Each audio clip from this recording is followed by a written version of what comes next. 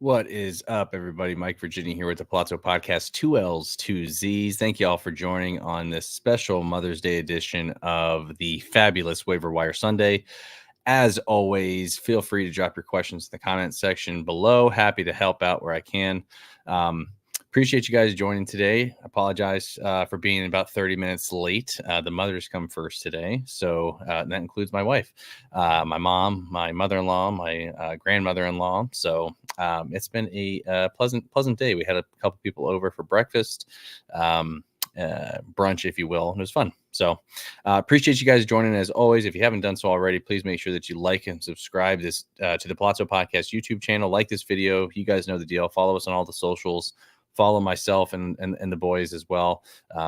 Apologies for being MIA recently. I was not on Friday's show with Govier, nor with Britton. I'm not even actually sure if he joined either, but it's been a crazy month with work and just, life commitments. So, and a couple other things that are higher on my priority list at the moment, but love fantasy baseball, love talking to you guys, and let's dive into it. If you guys have questions, like I said, drop in the comment section. Just try to be as detailed as possible so I can help out as best as I possibly can.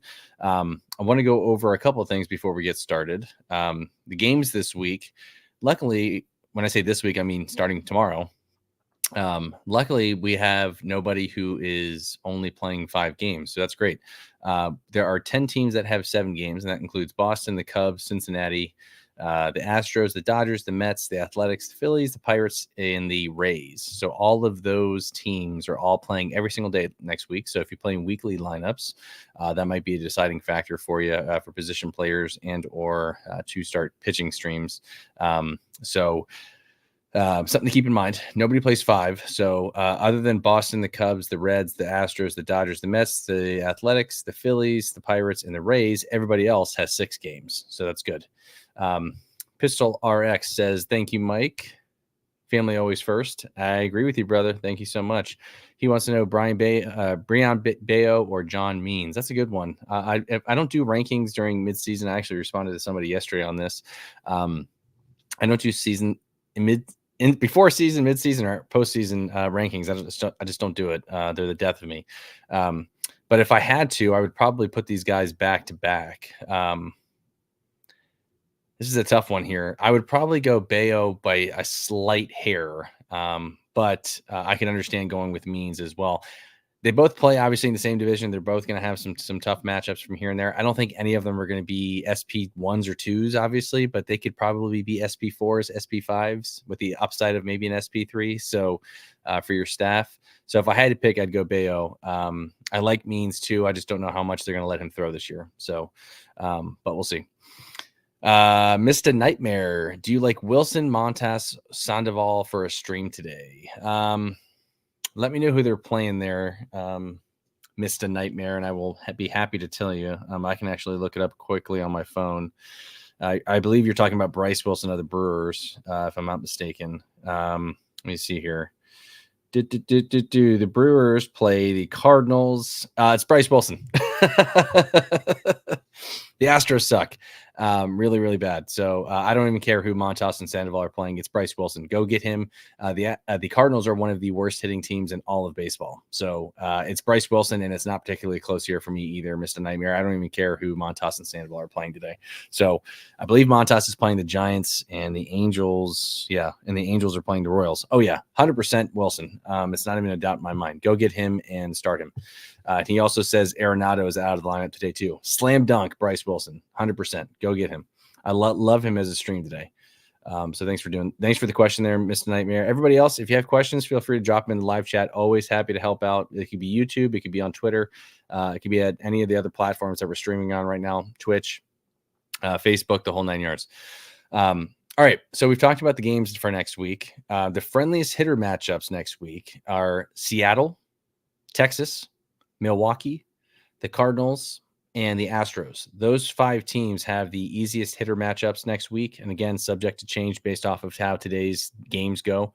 But those 5 teams have the easiest hitting schedule next week. One thing I want to talk about really quick, Texas is playing Colorado for the past 3 days between Friday, Saturday, and Sunday. and they haven't looked really good. The studs in there like Adolis Garcia, Corey Seager, Marcus Semien. I think like, man, these guys are going to be slam dunks today. Evan Carter's been out with back stiffness, and he's out again today. So it's been a really disappointing weekend for the Texas Rangers. And playing in Colorado, one of the worst teams in baseball. This is the World Series champs we're talking about. So huge letdown for me this weekend for them. I own a lot of Texas Rangers as well. And I'm just surprised by the lack of production that we've seen from some of their top guys. But anyways, so yeah, to review again, friendlies hitter matchups next week: Seattle, Texas, Milwaukee, St. Louis, and Houston in order there. Okay. The hardest hitter matchups, and again, subject to change, are my Baltimore Orioles have the hardest hitter matchups next week. Then the Blue Jays, followed by the Red Sox, the Diamondbacks, and then the Mets. So some pretty high profile names in there. Obviously, you're not going to be sitting your Gunnar Hendersons, your Vladimir Guerrero Jr.'s, your Raffy Devers, Corbin Carroll, Pete Alonso, Frankie Lindor.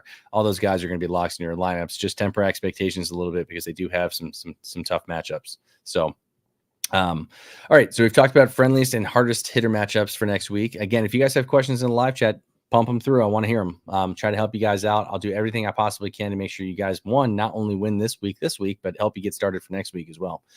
So without further ado, my top 3 hitter ads for this week. The first one's going to be Joe Adell of the Los Angeles Angels. I don't love this one. I will be frank here, simply because of the fact of I think he's going to be extremely streaky as the year goes on, and he's in the midst of a hot streak right now. So this week he's hitting 261, a 333 OBP, a 652 slug, and a 985 OPS this week, with 5 runs, 3 home runs, 7 RBIs, and a stolen base. So again, on another hot streak. He had a little bit of a lull last week. He gets St. Louis to start the week next week. So again, I like him as an ad. He's only 41% rostered in Yahoo formats. Again, this is a former top prospect that can deliver in pretty much all 5 categories. So it's worth noting that he batted 7th, I believe, yesterday against the Royals. And I think his spot in the lineup will probably fluctuate up and down as they try to find a home for him where he doesn't feel so much pressure.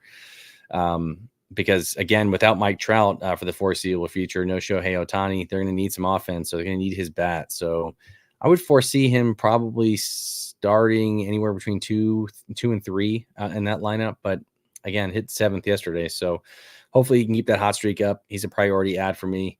The second one here is, and I just feel like this guy never dies, Max Kepler of the Minnesota Twins, only 57% rostered in Yahoo right now. Over the past 2 weeks, he has a 425 average with 8 runs, 2 home runs, 8 RBIs, and a stolen base. He gets the Yankees to start next week. So if you need an outfielder, we've already talked about Joe Adell, but Max Kepler is a guy that you can go out and grab too. Only about 0.5% owned in Yahoo leagues, 50% owned. I mean, so you can go out and get him relatively cheap. The third one here on my list, and probably can make a case for being number 1, another outfielder, Brian De La Cruz of the Miami Marlins. Guy's been on fire over the past month, hitting 278 with 17 runs scored, 7 home runs, 20 RBIs, and 1 stolen base. So if you need a hitter, I would go out and grab, in this order, Joe Adell, Max Kepler, Brian De La Cruz. And really any of those 3 guys. That's how I personally would rank them in terms of priority, but you can't go wrong with either one of these guys. I can make a case for all of these guys being number 1. My honorable mentions, he should probably already be owned in most leagues, but he's 78% rostered in Yahoo, is Brent Rooker of the Oakland Athletics. Guy's been just a power monster for them. And the Athletics have been playing some good baseball recently. So Brent Rooker would probably vault to the top of this list that we've gone over thus far if he's available in your league. So make sure you go out and get Brent Rooker. Josh Rojas of the Seattle Mariners qualifies at both second base and third base. He's been having a pretty good couple of weeks. Leody Taveras has been playing pretty well this past week and really dating back to last week as well. Only 11% owned. So if those of you guys who play in deeper formats like 14, 15, 16 team leagues, Leody Taveras might be available. Go out and get him. I know his spot in the lineup is not great, but he's doing a little bit of everything. Running, hitting for power. Obviously, the Texas lineup is great. So, and they have one of the best hitter matchups next week. So Texas, Leody Taveras is a very, very attractive ad as long as he continues to hit this way. The last one here, Jason Dominguez of the New York Yankees has started a rehab stint after Tommy John surgery. He's going to be out in the minors probably at least 2 to 3 weeks, getting back into the swing of things. I could very well see him coming up mid to late June. So if you have an IL spot open and you want to stash somebody, Dominguez is one of their top prospects and was actually playing really well before he got hurt last year. So I like him in deeper formats as well.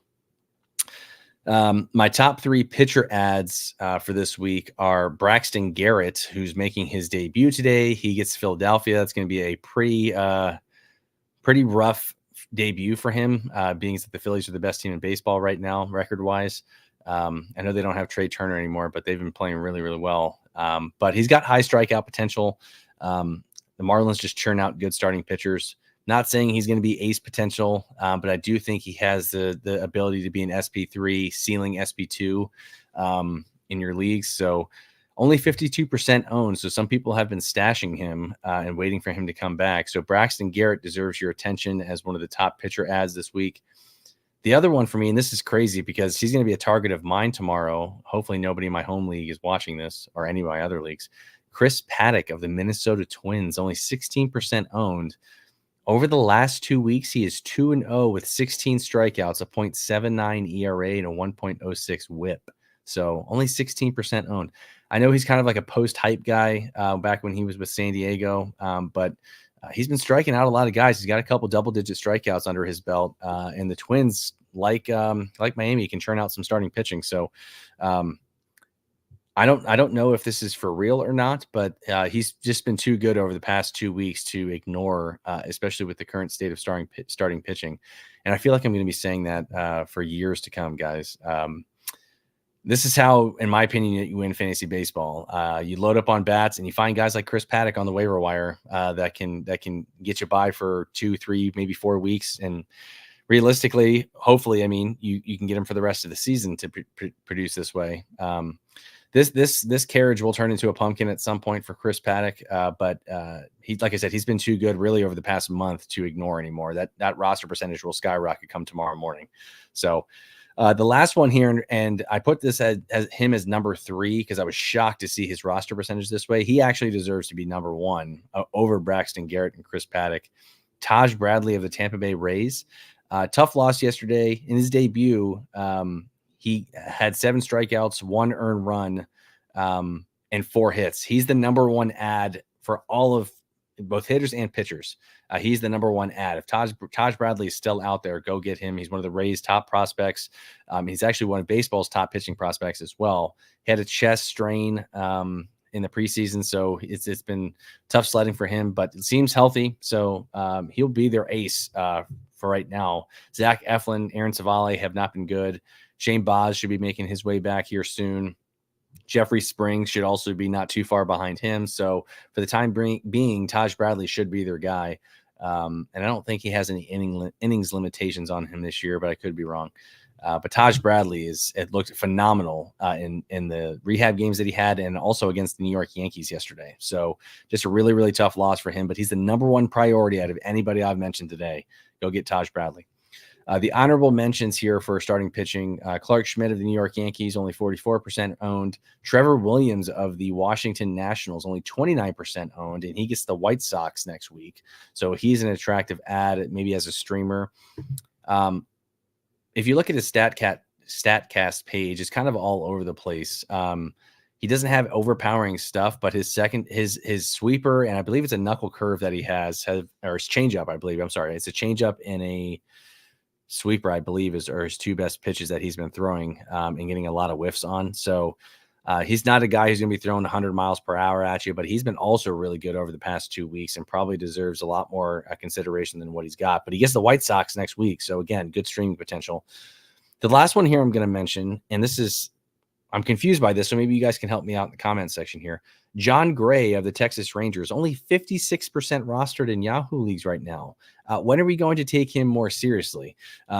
He's been pitching well all year long. And again, I'm surprised that this is only at 56%. Here's a guy that, again, was one of the Rockies' top prospects. I know he's been in the league for a long time, but I'll give you guys some stats here. over the last month, he doesn't have much in terms of wins. He's only got one over the past month, and really one all year. But over the past month, he is 1-0 with 35 strikeouts and a 1.62 ERA and a 0.99 WHIP. All right, that guy deserves to be rostered. He's pitching like an ace right now. Off his recent start at Colorado, I had a lot of people ask me, "Hey, do I start John Gray in Colorado?" Hell yeah, you do. With how he's pitched all year, I don't care if he was pitching in a little league ballpark. I'm throwing him out there. In the no decision, he went 7 Ks and only gave up 1 run. He needs to be rostered, guys. Behind Taj Bradley, probably John Gray needs to be rostered, and you have to go get him. If he's pitching like this. This isn't a guy out of nowhere. He was one of Oklahoma's best pitchers before he got drafted. He was a top draft pick with the Rockies. Obviously, pitching in Colorado is not a good thing. So he found a new home in Texas, and he's been pitching well this year. So I'd go get him. I'd go get him ASAP. All right. And I'd be willing to dump a lot of FAAB on him as well in terms of the amount of money that it takes to get John Gray. I'd still prefer Taj Bradley over him slightly, but give me John Gray. We got a couple more questions here in the live chat. Bizza says, listening along while I cut grass. Appreciate you, Mike VA. Hey, no problem, man. Thanks for joining. I appreciate you jumping in here today while you got your chores to do. Hopefully it's making your grass cutting go by quick. Uncle Ted wants to know, Alec Marsh better than Cole Reagans? No. Alec Marsh has been pitching okay decent recently, but I still like Cole Reagans a lot this year. I wish I had more shares of him, because I was telling myself all year long, too, that the Royals were going to be better than people think, yet I didn't target him in any drafts. I think his draft price was a little bit too high for me, if I'm not mistaken. When I was actually drafting throughout my 6 teams that I have, I'm thinking to myself, like, don't know if I'm willing to pay that much for him. But now looking back, I wish I did. So, I like Alec Marsh, though. Mr. Nightmare says, James Wood to the mood, adding him tomorrow in my NA place instead of Orelvis Martinez. Yeah, man, James Wood has been looking really, really, really good in the minors. I just don't know when we see him, especially with that outfield. I know Lane Thomas has been on the IL recently, and I think he comes back soon. I would say later this month, definitely. They just got Victor Robles back. Jacob Young is also in there too. He's been stealing bases, and actually his bat's been hitting pretty well too. So that outfield's crowded. I just don't know where he plays. But if he keeps hitting like this, they're going to have to find a spot for him for sure. Victor Robles for me seems more like a bench player at this point, a platoon guy, more defensive guy. Never turned out to what the Nationals wanted him to be. So hell, I could see James Wood coming up in June at some point. But if you have an IL or an NA spot open, Mr. Nightmare, and you want to be able to stash James Wood, I don't hate that at all. It also depends who else is out there. Like if Junior Caminero is still out there, I prefer putting him in my NA spot over James Wood. I assume he's gone though. Or Jackson Holiday or Kobe Mayo. I would prefer all of those guys over James Wood. Pistol RX wants to know any updates on Nimmo. No, I haven't heard anything. I watched the replay yesterday, and it didn't even look like he didn't swing. He just took the pitch, and I believe that's where he got hurt on. So I think I think it was side tightness they reported on him, if I'm not mistaken. They're probably going to be careful with him for the next couple of days or so, just to make sure that he's good to go. Didn't look anything crazy though, so maybe a day or two of rest will help him. I could see him back in the lineup like on a Wednesday or a Thursday next week. I definitely don't think he's playing today, though. I haven't looked at the starting lineups yet for anybody other than Texas. Uncle Ted, Marsh had 19 whiffs Friday. Yeah, he's looked good too. And give me a second here. I actually do want to pull up his game log here a little bit and take a look at him. He just may be a flash in the pan, though. I haven't looked at any of his underlying metrics. But yeah, 7 Ks against the Angels. So not the best of teams that he went up against. But would it surprise you to know, Uncle Ted, that he has not pitched before May 10th? He had not pitched in a game until April 24th. Was he hurt? Yeah, he was activated from the IL. Okay, never mind. Forget what I said. So he should be part of their rotation. He actually gets the Mariners on May 15th coming up next, and the Mariners can't hit worth a shit either. So I actually like him in that spot next week. So only 14% rostered. It qualifies at SP and RP and Yahoo leagues. I actually like that call a lot, Uncle Ted. We'll see how he does. Toronto, before he got hurt, he pitched well against Toronto, pitched well against Baltimore. and he got shelled against the Mets back on April 13th, but still picked up the win. So, yeah, he's an interesting add in deeper formats. I just don't know if he's this good, but if he's going up against Seattle next week, love that matchup. Definitely would want to exploit that. Months Behind says, hello, what's up, man? How are you? Make sure you like and subscribe to the YouTube channel here. Fantasy Football Dude. Hey, we have a fantasy football guy here for fantasy baseball stuff. What's up, dude? I don't think I've ever seen you around here before. Make sure that you go out and subscribe to the YouTube channel here. Do I like Gavin Stone as a 2-start week? Thanks as always. Absolutely, man. Happy to help you. I actually have not looked at Gavin Stone and who's going up against, but he has been very good himself recently. Over his past 3 starts, he's actually looked good. Going up against Toronto, the Braves, and the Marlins. He gets the next start, which is on Tuesday against the Giants. And I don't know who else he has after that. But yeah, I like him.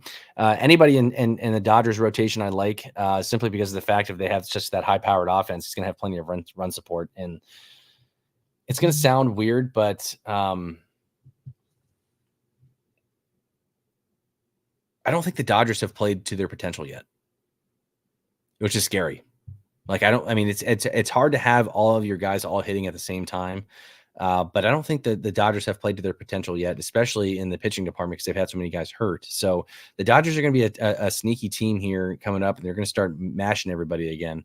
Obviously, your guys like Mookie Betts, Shohei Ohtani, and Freddie Freeman are going to be there. Will Smith as well. Anybody after number 4 in that lineup, it's kind of been just a roller coaster ride. Teoscar Hernandez has been good, but James Outman has been a disappointment. Andy Pages has actually been a revelation for them in that offense. But Gavin Lux hasn't been very good. But yeah, I like Gavin Stone. Fantasy Football Dude says subscribed. Thanks. Trevor Williams and Ronaldo Lopez also 2-start weeks. Yeah, I'm getting into that next here in a second here, Fantasy Football Dude. So keep it locked. I'll be talking about both of them. Thank you for the subscription, my dude. I really, really appreciate it. Make sure you keep it locked here with us. We do prospect shows on Monday, do a big show on Friday with myself and Michael Govier and Britton Allan, and then we always do the Sunday show. So make sure you guys check us out on those 3 days as well. Months Behind wants to know thoughts on Robert Gasser from the Brewers' chance of sticking in the rotation. Yeah, I like him.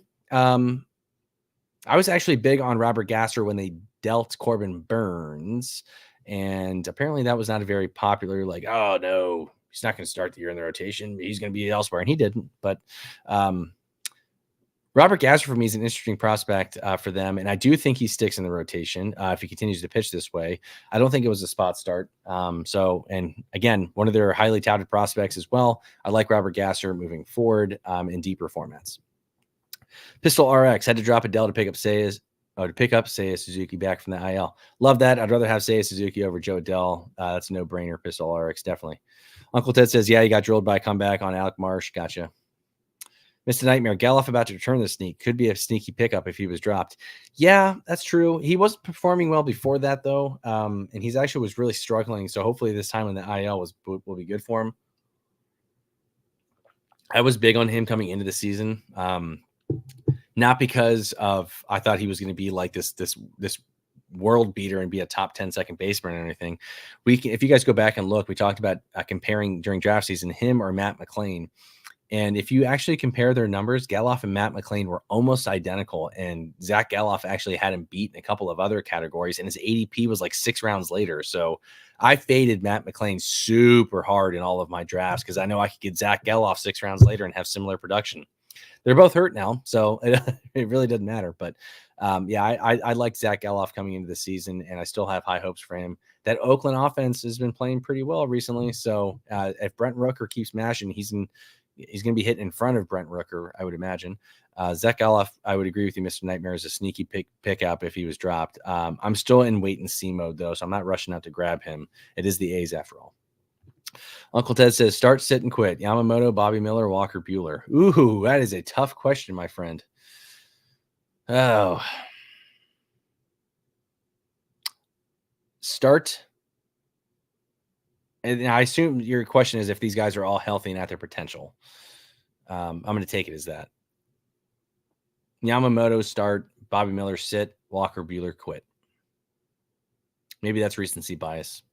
because Bueller's been hurt for the past, year or so. So I know Bobby Miller is hurt as well. I just love Yamamoto. I was never willing to pay up that price tag for him, but I probably will. I probably actually won't be either next year either.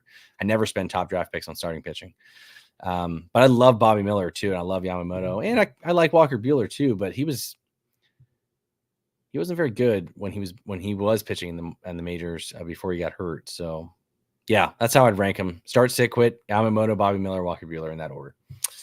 But the Dodgers have a pretty formidable rotation with those three guys in it. Between him, Miller, and Yamamoto. Plus, you're going to get Clayton Kershaw at some point. So they're playing the long game here. I don't even know the status of Dustin May, but when he comes back, watch out. This team's very, very good, deep in starting pitching. Gavin Stone, James Paxton, all those guys. So, all right. Chris Pauly says, good show. Thanks. Absolutely, brother. Thanks so much for being here, man. I appreciate it. If you got a question, feel free to drop it in the live chat. Always happy to help. Everybody, same thing. If you have questions, keep them coming. Let's keep those questions rolling. Let's get those weeks 1 this week and next week. All right. So a couple things here. My top 3 2-start SP streams next week. Somebody brought it up earlier. I love Trevor Williams next week. One of them's a good matchup. The other one's not so much.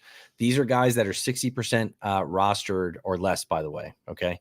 That's how you make this segment. Trevor Williams is only 29% owned. He gets the White Sox earlier in the week, and then he gets a tough matchup against the Phillies. It's a division game. It's in Philadelphia.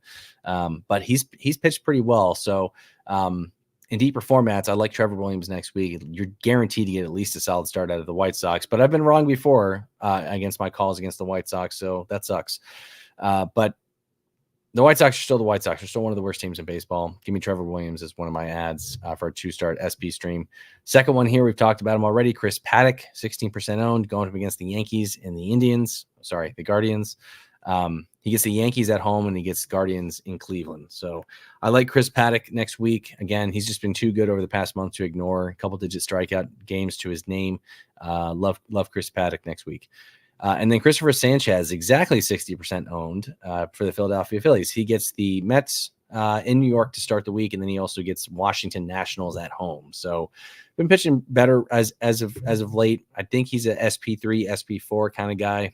He'll have his blow-up starts, but those are my top 3 guys: Trevor Williams, Chris Paddock, and Christopher Sanchez. If those guys are out there and you need a 2-start SP stream, go out and grab those guys.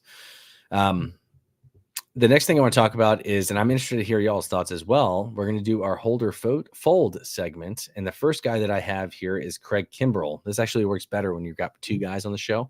Govier and Britton obviously doing Mother's Day things, couldn't be here today. But Craig Kimbrell, I get this question a lot on Twitter. Am I cutting him? Am I holding him? Obviously, the past couple of games, he hasn't been closing out games. He got the win yesterday in extra innings. But Yenny Cano got the save, I believe, yesterday or the day before. Danny Coulomb also has a save to his names. Jacob Webb is another guy they'd like in that bullpen. So I have to hold him, and I don't feel good about it. I actually called this in the Bozo Fest show, and people were like, "Oh no, man, Craig Kimbrell's great. What are you talking about, man?" This is who he is. This is how he's been since his time with the Cubs. He just has these blow-up stretches where he's just not good. The O's will not win a World Series with him as closer. I can promise you that. So they're going to have to make a move at the deadline to get another closer in here to at least just bridge the gap between him and Felix Bautista. I never liked the signing from day one, and I still don't. People are telling me to eat crow after his solid start to the year. That was probably prime Craig Kimbrell that we'll see rest of season, and I hope I'm dead wrong. But he's a little longer in the tooth. He just can't locate as well as he used to on his pitches. He's been walking guys. He's getting up a lot of hard contact. Not a fan of Craig Kimbrell moving forward, but I'm still holding him by a hair. But I'd be ready to make a pivot. I actually think at this point in his career, he's a better 8th inning guy. That's not going to be popular amongst a lot of people in the industry. I don't think he's a closer anymore. I really don't. I don't. I think he's a 7th, 8th inning guy, maybe a high leverage reliever. And earlier on in the game, he cannot be our closer anymore. That's one thing I do know. Got a couple questions here. Would you sit Jordan Hicks in a 2-step week against the Dodgers? Are both of his starts against the Dodgers? I haven't looked at that yet. Somebody asked me this question the other day. And weekly, is this for, and I assume this is for weekly lineups, right, Uncle Ted? If it's in daily formats, I always tell people this: I never, ever, ever, ever, ever, ever sit starting pitching unless it's a Saturday or Sunday and I'm up in ERA or I'm up in WHIP or I need, something where I don't want to have a blow up start and kill my ratios and lose those categories in category leagues or lose points. So I might sit them in that format. But earlier in the week, I never sit starting pitching. I don't care who they're facing. People asked me all day yesterday, would you sit Christian Scott against the Braves? Hell no. Why? Oh, it's the Braves lineup, Mike. Are you going to start? He had 8 Ks yesterday. And if you sat in, we gave up three earned runs, but you would have missed out on the Ks. That's a quality start right there. Yeah, I'm probably the last person to ask that question too. In weekly lineups, yes, I'm probably sitting him. The Dodgers obviously just too good. And I certainly wouldn't want to have my spots blown up there. So yeah, I'd probably sit him. Well, okay, you're starting. You're saying his first start is against the Dodgers. Who's his next start against? Who's his second start against? I'd be interested to know that before giving you my answer. But I don't sit starting pitching. I always start him. So, thoughts on picking up Caminero in a 12-team roto, but have to lose a week worth of a catcher, number 2 stats, Murphy, as he comes back. I'm not sure I understand the second part of your question, but the first part of your question is if you should pick up Caminero. Yes, he should be owned. There's not a spot for him currently in Tampa Bay. I read an article the other day that they want to be careful with him. They don't want to have a repeat of like Jackson Holiday, Junior Caminero, Evan Carter, Wyatt Langford, Heston Kjerstad, Kyle Manzardo. There hasn't been really a prospect that's come out and hit the ground running. So they want to be careful with him. At some point, though, he's going to have to force the Rays' hand. He is already doing that. He's forcing the Rays' hand. He has to be in there. The Rays are stupid with not calling guys up early. They love to wait to the last second after June to call people up. Wander Franco was no stranger to that. So, yeah, he should be owned. If you don't have an NA spot or you don't have – if he's just going to be burning a roster spot on you, I still don't mind doing that, especially in 12 teams. But Sean Murphy is hurt, so I don't understand the question there, the second part there, Adam. Let me know what you mean by that. But, yeah, Caminero needs to be owned. Oh, he's saying I'd basically leave Murphy in as a starter even though he won't play. Yeah, I don't mind that. Caminero needs to be owned at this point. I certainly don't want to miss out on this guy. I actually wrote Junior Caminero in my preseason must-have guys. I said out of all the guys, Jackson Holiday, Wyatt Langford, all these guys, Junior Caminero was the guy that you wanted. Now, this still remains to be seen. He could come up and struggle, and I actually think he might, but he's the number 1 prospect for me hitting wise, especially in fantasy aspects of it. Junior Caminero is number 1 for me preseason. I still hold true to that. He should be owned, Adam. He says, because Caminero was fresh on waivers this morning. Yep, go get him, dude. Add. Okay, Uncle Ted said just the first start weekly. Yes. Yeah, Uncle Ted, let me know who he's facing in the second start. I can't imagine it's going to be anything better than the Dodgers. I haven't looked at the schedule yet, but yeah, probably starting him.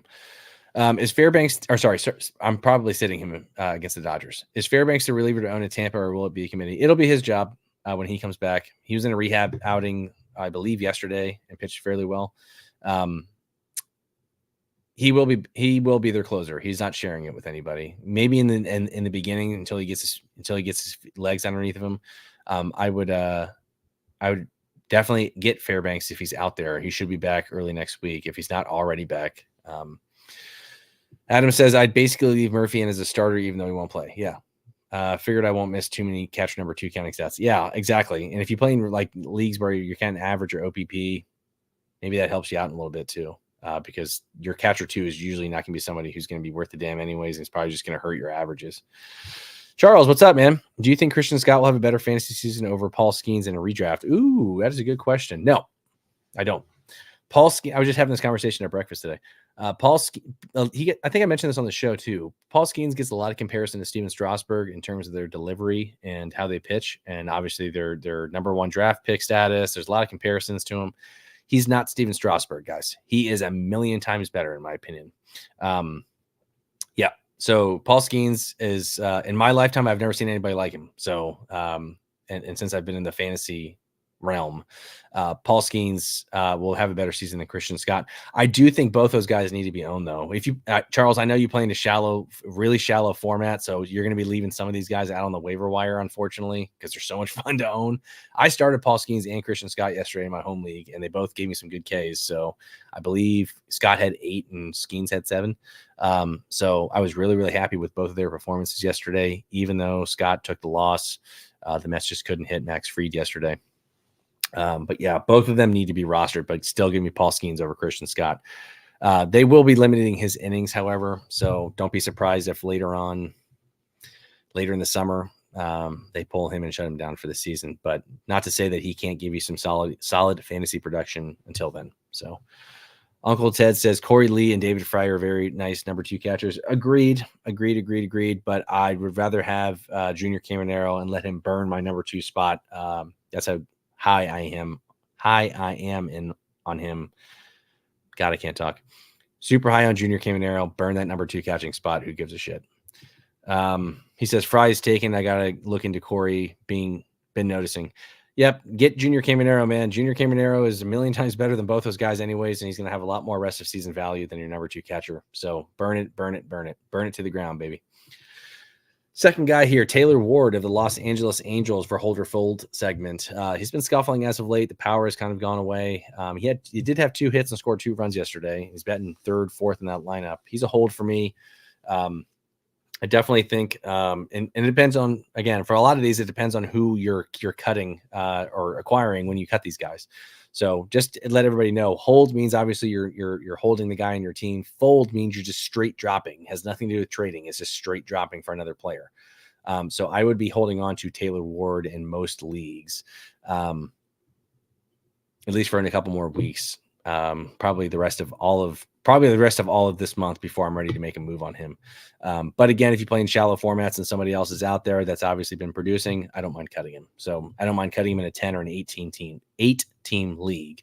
But if you play in anything deeper, like a 12-team plus, I would be definitely holding on to Taylor Ward 1,000,000%. This one I've gotten a lot on Twitter recently. Gleyber Torres of the New York Yankees obviously only qualifies to second base. He's been scuffling really bad recently too.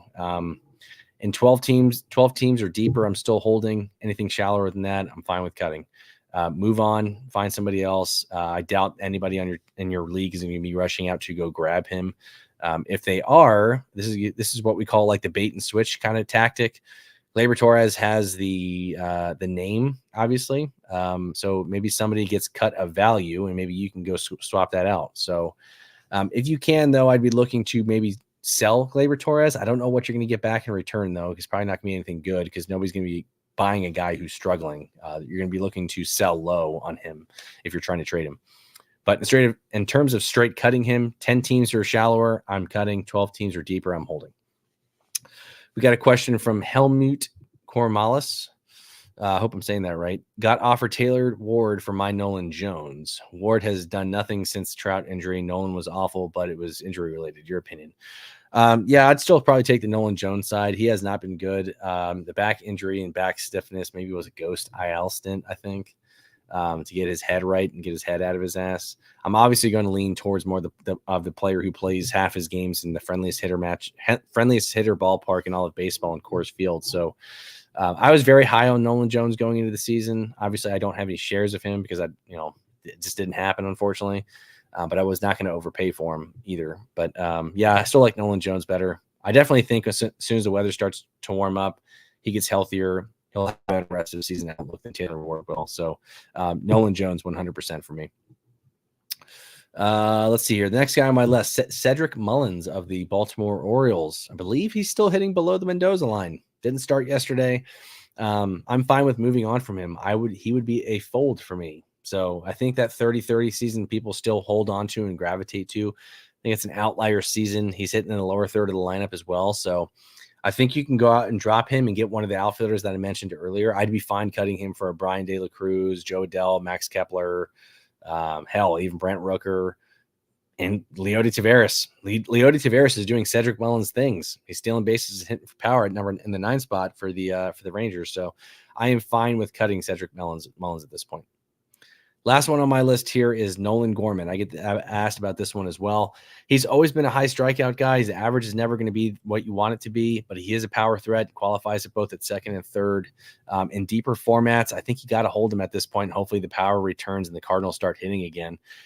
The entire Cardinals offense has been anemic. So it's not just him. Like Arenado and Goldschmidt have been playing like absolute dog shit. So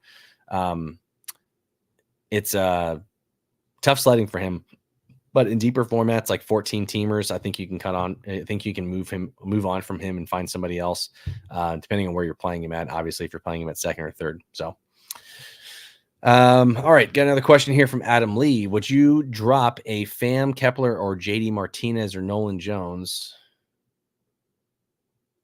Sorry, I don't understand your question. Are you asking me if I would drop Pham, Kepler, or JD Martinez for Nolan Jones? If so, I would probably drop Tommy Pham for him. So I like JD Martinez. I think the power is not going to be there for you, though, but he's still a solid hitter. And Max Kepler, I'm in on. So I would drop Pham. He said, yeah, okay. I would drop Pham for Nolan Jones. Yes. Uncle Ted says Darian Blanco needs to play more. Yeah. It's crazy to me because he had that really, really good game, like 2 or 3 games ago. I think he had like a stuff the stat sheet. But Uncle Ted, I would love to know where you think he deserves to play over. Like who do you think he deserves to start over in the outfield? Mason Miller to the Orioles. I think good for both. I'm so glad you brought this up, Pistol RX, because I was talking to a fellow Orioles guy on Twitter and we have a group chat going on. I don't like this move. And people were like, what? Mike, you love Mason Miller. I do, but the price tag for him is going to be insanely high. Okay. Here are a couple of reasons why I don't like this move. One, we're going to have to pay an arm and a leg for him. It would have to probably be a Keston Kierstad or a Kobe Mayo, if not both, to get him. I would love it for this year, but next year, Felix Bautista is going to reclaim that closer role. So what do you do with Mason Miller? Is he an 8th inning guy? Does he go back to being a starter? There's just too many unknowns in that situation for me to spend that amount of prospect capital on him. I love him as the player. I actually think he's a much better fit as a closer than a starter, especially with his injury spots. If he comes back as a starter, I wouldn't mind that. But then I have concerns with the UCL sprain that he had last year. He throws 100 miles an hour. Tommy John surgery is inevitable for the dude. So I just don't think that I'm ready to part with guys in the minors that haven't played yet, like Kobe or Heston or Connor Norby or any of those other guys. And this is the thing that really chaps my ass. This is the number one reason why I love that you brought this up. People are like, Mike, who cares? You got to trade these guys at some point. Yes, but I'm also not just trading them just to trade them. These guys are good prospects, right? I would want to see and really take a strong look at all of these guys before I'm ready to move on from them. I really, really, really do believe that. Just trading them for a guy like Mason Miller to be like, oh, well, we need him, and these guys aren't going to play for us. Let's trade him. How do you know we couldn't trade a Kobe Mayo and Heston Kierstad for Freddie Peralta or somebody else? That would help our rotation. That's proven. Not an injury concern, right? It's a good thing that all of us aren't GMs either. So now if we got Mason Miller, I'd be happy with that. But I'd also probably be really, really unhappy with the amount of prospect capital it's going to take to get him. The cool thing about it is I know Mike Elias and I are on the same page here, and the fans want Mason Miller, but he is not going to trade the farm to get him. So, and I feel very, very confident in that. So, appreciate the question there, Pistol RX. Adam Lee says Miller starts. Too many unknowns for me. Too many unknowns. I don't think if he came to us this year, he will not be starting. He'll be our closer for sure. But in order for us to capitalize on the amount of prospects we're going to have to deal for him, he's going to have to start, and he's going to have to start and pitch well. And I think he's a frontline ace. I really do. I just don't know how that arm's going to hold up throwing 100 miles per hour. And that same can be said for Paul Skeens, Christian Scott, and these other guys that throw Jackson Jobe, and these other guys who throw 100 miles per hour. Tommy John's in their future. We just have too much data on this now to not believe that. So Miller to the Rangers, Padres, or Orioles. Yeah, he won't be coming to the Orioles. I promise you that. O's got somewhat. All right, O's got so much talent, I think is what you meant to say. Figure it behooves them to capitalize on something big. It does, but not for Mason Miller. Go out and get a frontline starter like an ace or number 2. I guess if the O's ask intense physicals, get him on Miller before they deal. Physicals are part of it. It's just how it is. Yeah. I think I've made my thoughts on this clear.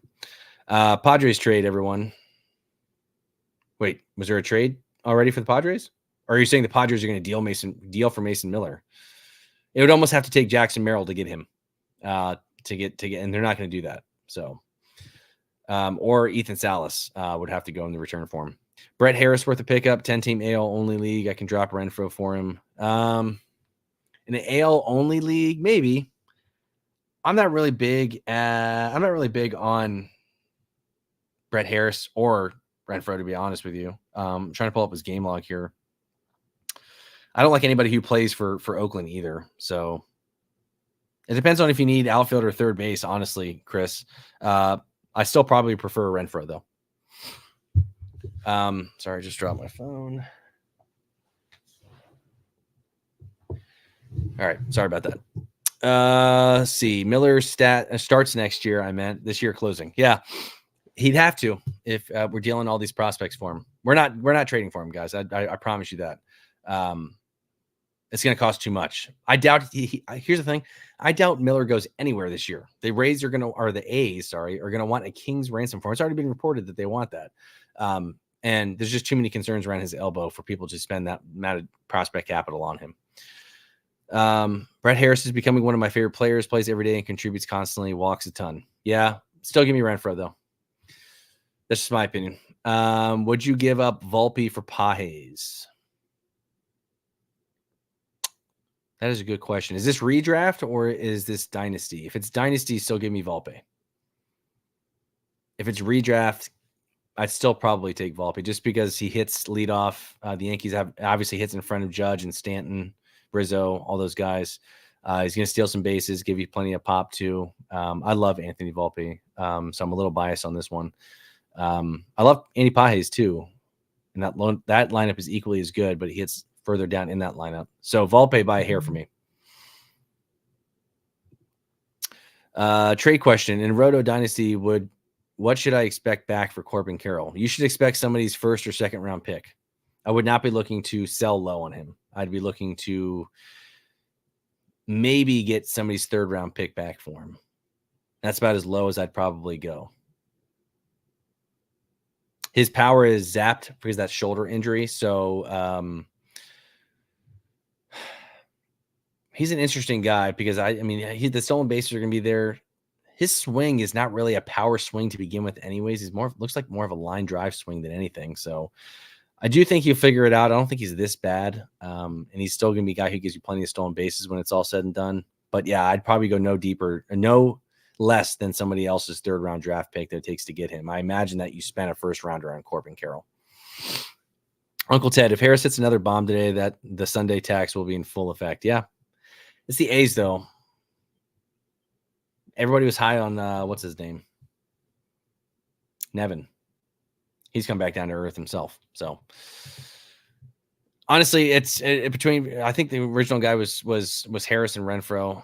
It's kind of a wash for me. Just pick up whoever the hottest hitter is and just use that as a streaming spot. All right, he says redraft. Yeah, still give me Volpe there, Jesus. Uncle Ted, Brian Ramos is another interesting AL only third. Anyone that jumps from AA to the majors and goes on a 5-game hit streak is interesting in deep leagues. Yeah, and Britton Allan actually loves himself some Brian Ramos, so he'd be actually agreeing with you on that. Again, it's tough to swallow for me to roster anybody for Chicago, but I agree with this. Adam Lee, Davis Schneider hit leadoff yesterday. Red Statcast page, LOL, and moving towards full-time playing time. I dropped Rosario for him. Yeah, I like that too. I just don't know where he plays once Elvis Martinez comes up. He's going to have to continue to hit to keep his spot in the lineup. But I do think, and we've been talking about him enough on this show, I do think that he is their best option between Kevin Biggio and Ernie Clement. Like Davis Schneider needs to be in the lineup every day. That whole team has been a big disappointment in terms of just the production and run scoring production. So, and David Schneider has been at the forefront of that. So I actually like this call a lot. And I definitely don't, I assume you meant Ahmed Rosario or Ahmed, sorry. I assume you meant Ahmed Rosario that you dropped from him. And whether it's him or Eddie, I still prefer David Schneider. So good move there, Adam. I appreciate that. And I appreciate the questions as well. Keep the questions coming, guys. I'll be here for another 10 minutes or so. Actually, 9 minutes to be exact. I'm going to get out of here soon. But keep the questions coming if you have them. Give you guys a little bit of an update on where I'm at in terms of my leagues. I'll start with NFBC. In TGFBI right now, I am 75th out of 450 players. So number 2 in my league. So I'm happy with that. This is funny too, because if you guys follow me on Twitter, and if you don't already do so, make sure you follow me here at _MikeVA on Twitter. I thought this was a drafting hole. It's my first time doing TGFBI, so I didn't realize that we had FAAB until probably a month into the season. So I probably missed out on a lot of guys, but silver lining to this is I still have a majority of my FAAB budget left, which is nice. So, and I'm still 75th. So this is cool. Being in the top 100, it was my only goal for TGFBI this year. I just want to finish in the top 100. Obviously I would love to win it, but first year being in it, first time even playing on NFBC, I'm happy that if I can finish in the top 100 players, that'd be great. Or even finish at the top of my league. So, which also would be cool. So, yeah, in the Palazzo Invitational, which is also an NFBC, I am 35th and 7th in my league. So I'm not doing too well in there. That one is a draft and hold. I've had a lot of injuries bite me in the ass, which sucks. But hopefully, I did draft a lot of guys like Junior Caminero, Paul Skeens, Kobe Mayo. So I have a lot of prospects on this team. Hopefully they come up and play well for me.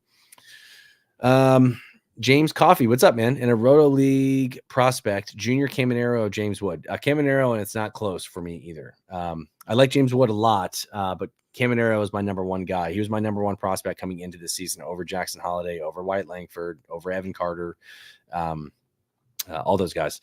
I'm really, really high on him from a power perspective. And if he starts hitting the ball the other way, like he has been in AAA, and also hitting the ball hard like he has consistently, watch out.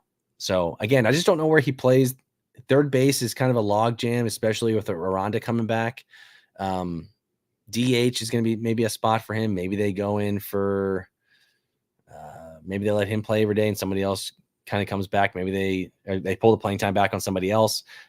Maybe he's in part of a full-time committee, so there's not so much pressure on him. I could very well see that happening as well. But it's Junior Caminero for me. I think he actually gets called up sooner than James Wood will.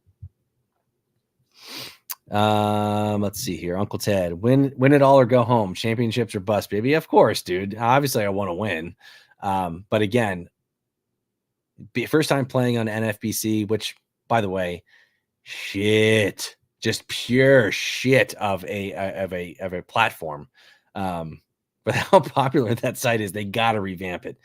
Somebody at NFBC, if you're looking or listening later on, I beg of you, I'm going to look into the camera. I beg of you to please get a better working app.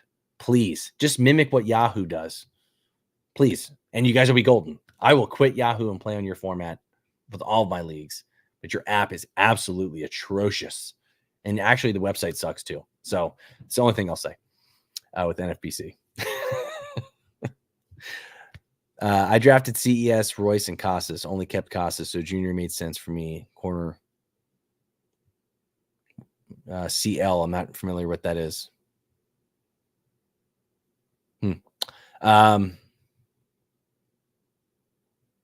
Yeah, I'm not really. I'm confused by your question here, Adam.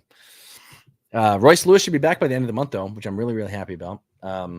If things continue to progress the way that they have been. Oh, for corner depth. Gotcha. Okay. I love Royce Lewis. I just really, really hope he can stay healthy. I'm going to be here for another 5 minutes, guys. Hit me up with as many questions as you can. Let's rapid fire him here. And then I'm going to head out of here. I'm going to go spend some time with my family, more specifically my wife. My son's probably taking a nap right now, which is good, but I want to spend some time with my family watching baseball. So if you have questions, baseball is going to start here in the next 15 minutes. I'm going to give you guys 5 more minutes of my time. But ask all the questions that you want. Adam says that Twins lineup's raking, by the way. Wow. Yeah, they still strike out a lot. But yeah, I agree with you.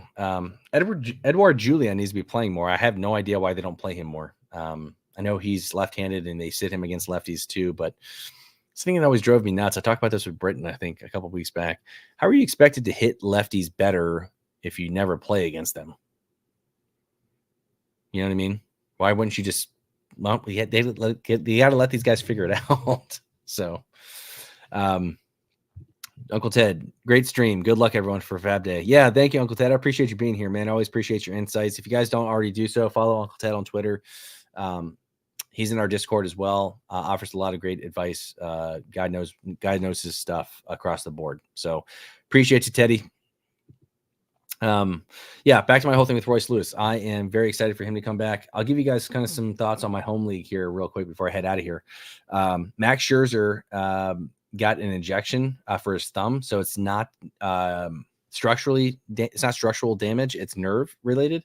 And he played catch on Friday with no problems. They'll probably ramp him back up here soon. He said that the injury has seen significant improvement, quote unquote. So that's good. I would assume he's probably back early June at this point. So that's his original timeline with his back. Sucks. I wish we could have seen him in May, but they're going to be careful with him. And they've already said that they're not going to run him out there until all of the pain in his forearm and his thumb are gone. So, yeah. Love Max Scherzer. I'm still holding on to him. I'm rostering Junior Caminero without an NA spot, so I'm really hoping he gets called up. We only have 2 IL spots in this league. So the 3 guys that are on my IL, Trey Turner, Royce Lewis, Max Scherzer. So it sucks. So hoping one of these guys comes back sooner rather than later. And I'm still in first place in my home league, which is great. Adam Lee says, yeah, Mike, definitely appreciate the time, dude. Absolutely, man. Feel free to hit me up on Twitter if you ever have any questions. Always happy to help. Uncle Ted says Ryan Jeffers is so hot right now. So hot right now. Love that movie, by the way. Yeah, Ryan Jeffers has been phenomenal. I love his swing as well. It just looks like it's like a dad softball swing. He just powers it over the fence. He's gonna be a top 5 catcher if he keeps hitting like this. That's for sure. Chris Pauly says, thanks. Good info. Appreciate you, brother, man. If you have any other questions, hit me up. For those of you guys who don't know, I'll spend these last 3 minutes here talking about this. If you don't already do so, follow me on Twitter. I do a daily notes segment in the morning time, Monday through Friday, talking about the previous day's games. So these are guys just fresh off the top of my head, guys I think you should pick up. Tomorrow, always on Mondays, is kind of a repeat of this show. We talk about guys that you should be rostering. We talk about the schedule, the hitter matchups, and then obviously I do a Q&A throughout the week as well. But feel free to hit me up at any point on Twitter. Happy to help out, help you guys get to where you're trying to go, and that's a championship. So if nobody else has any questions, I'm going to scoot out of here. So I appreciate everybody jumping on today. Go spend some time with your mom, your wife, your grandmother, your aunts, whomever, and thank them for everything that they do. I've always been a big believer on Mother's Day should be celebrated every day, not just today. And it shouldn't be a day where you just celebrate them once. You should be celebrating them all the time. So for all the moms out there listening, appreciate everybody. You guys are superstars, man. Without you guys, we wouldn't be around here, obviously. But I appreciate everything that you guys do for your husbands, for your kids, for your whomever. You guys are superstars through and through. And I know for me, I appreciate my wife more than I could ever put into words. So thank you guys very much. Happy Mother's Day to all the mommies out there, and go enjoy some baseball, and we will see you guys next week. Thank you guys for tuning in. Make sure you guys follow us on all the socials. Make sure you subscribe to the YouTube channel. That's the best way to support me. It's the best way to support the show. All you have to do is hit the subscribe button. So we're trying to get to 1,000 by the year's end. Really appreciate everybody. Have a great rest of the day, and we'll see you next week. All right. Peace.